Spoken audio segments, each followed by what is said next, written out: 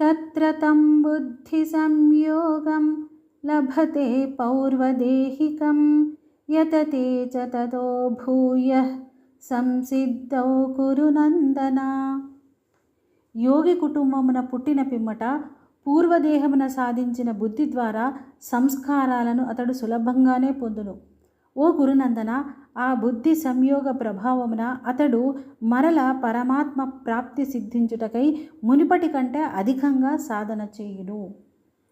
పూర్వాభ్యాసేన తేనైవ హ్రియతే హ్యవశోపి సహా జిజ్ఞాసురపి యోగస్య శబ్ద బ్రహ్మాతి వర్తతే. శ్రీమంతుల ఇంటిలో జన్మించిన యోగభ్రష్టుడు పూర్వాధీనుడైనను పూర్వ సాధన ప్రభావమున నిస్సందేహంగా భగవంతుని వైపు ఆకర్షితుడగును.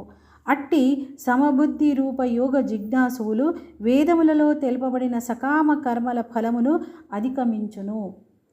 ప్రయత్నాద్యతమానస్తు యోగి సంశుద్ధ కిల్బిషః అనేక జన్మ సంసిద్ధః తతో యాతి పరాం గతిం.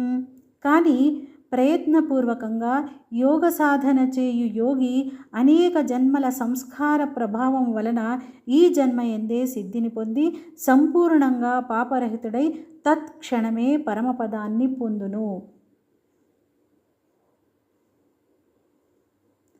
తపస్విభ్యోధికో యోగి జ్ఞానిభ్యోపి మతోధికః కర్మిభ్యశ్చాధికో యోగి తస్మాద్యోగి భవార్జున.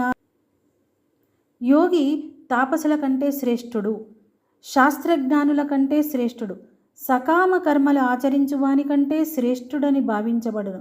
కావున అర్జున, నీవు యోగివి కమ్ము.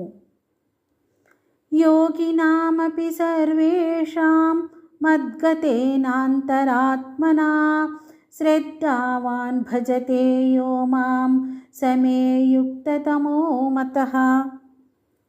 యోగులందరిలోనూ ఎవడైతే శ్రద్ధ కలవాడై నా యందు లగ్నమైన అంతరాత్మతో నన్ను నిరంతరం భజించునో అట్టి యోగి పరమశ్రేష్ఠుడు అని నేను భావిస్తాను.